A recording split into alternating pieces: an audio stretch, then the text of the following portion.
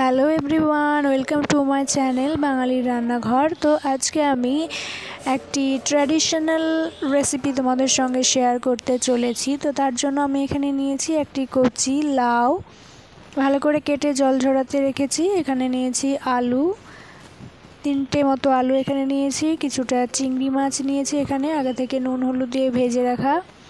এখানে কাঁচা লঙ্কা পরিমাণ মতো নিয়েছি। এখানে পেঁয়াজ, এখানে কিছুটা আদা পরিমাণ মতো গ্রেট করে নিয়েছি। এখানে রসুন নিয়েছি 2টো মতো, আর এখানে রয়েছে 5 ফোড়ন।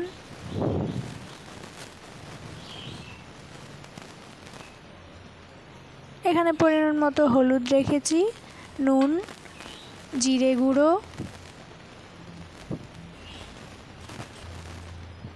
আর এখানে শাহি গরম মশলা গুঁড়ো রেখেছি, আর এখানে নিয়েছি আমি ঘি। তো প্রথমে আমি ওভেনে একটি প্যান বসিয়ে তার ভেতরে সর্ষের তেল দিয়ে দিলাম পরিমাণ মতো। তেলটা গরম হয়ে আসলে আমি এখানে ফোড়ন দিয়ে দিলাম শুকনো লঙ্কা, তেজপাতা, কালো জিরে আর গোটা জিরে ফোড়ন দিয়ে দিলাম।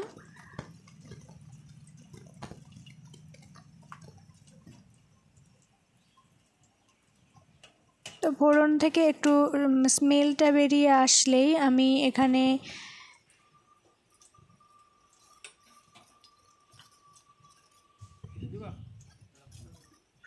ফোড়ন থেকে হালকা স্মেলটা ভাজা ভাজা হয়ে আসলে, স্মেলটা বেরিয়ে আসলে আমরা এখানে দিয়ে দেব এক এক করে সমস্ত রকমের মশলা। তো আমি প্রথমে এখানে দিয়ে দিলাম পেঁয়াজ কুচি, এখানে পরিমাণ মতো আমি কাঁচা লঙ্কা চেরা দিয়ে দিলাম। তো এগুলোকে হালকা করে একটু ফ্রাই করে নেব। হালকা একটু লাল লাল হয়ে আসলে আমি এর ভেতরে দিয়ে দেব রসুন।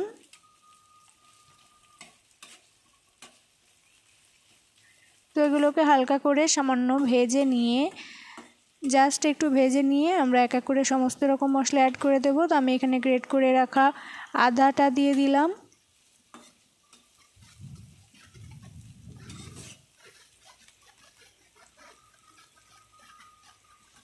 সামান্য একটু এখন আমি এখানে নুন অ্যাড করলাম, তার কারণ এই মশলাগুলো তাহলে সহজে একটু নরম হয়ে আসবে, তার জন্য আমি একটু নুন দিয়ে দিলাম। এবার এই মশলাগুলো ভাজা হয়ে গেলে আমি এখানে আলুটা অ্যাড দিয়ে দিলাম।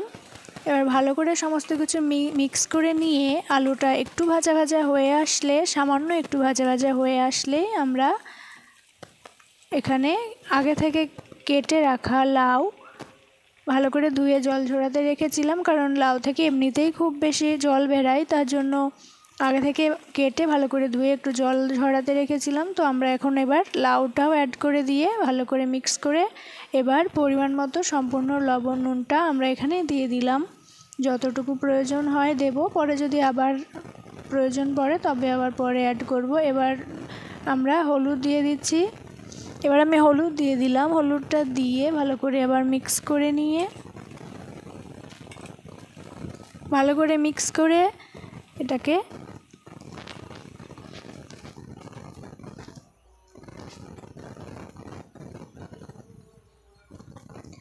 ভালো করে চারিদিক দিয়ে মিশিয়ে নিয়ে নুন হলুদ দিয়ে এখানে তারপরে আমরা এক এক করে নুন হলুদ দিয়ে ভালো করে একটু মিক্স করে একটু সামান্য কষিয়ে নিয়ে তারপরে আমরা এখানে জিরে গুঁড়ো দিচ্ছি। জিরে গুঁড়ো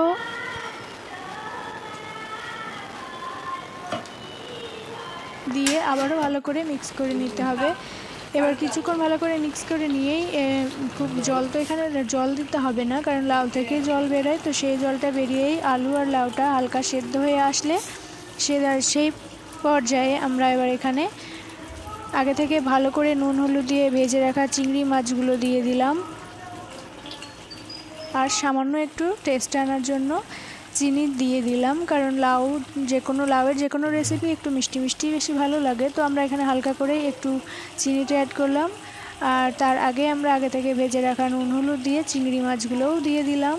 যখন লাউ থেকে জল ছাড়বে সেই সময় চিংড়ি মাছগুলো দিতে হবে। আর এখন আমি দিয়ে দিচ্ছি শাহি গরম মশলা, শাহি গরম মশলা গুঁড়ো, তাহলে স্মেল এবং টেস্ট দুটোই ভালো আসে। তো তাই জন্য এখন আমরা দিয়ে দিয়েছিলাম শাহি গরম মশলা। আর নামানোর ঠিক একটু আগ পর্যায়ে দিয়ে দিতে হবে 1 চামচ মতো ঘি দিয়ে দিলাম।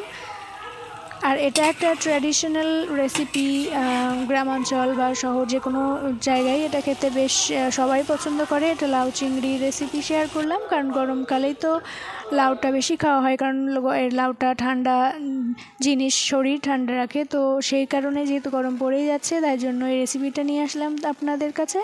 তো কেমন হয়েছে দেখে জানাবেন। আমার লাউ চিংড়িটা রেডি হয়ে গেছে, আমি সার্ভ করে নিয়েছি। তো আপনারা কমেন্ট করে জানাবেন কেমন হয়েছে দেখতে আর খেতেও।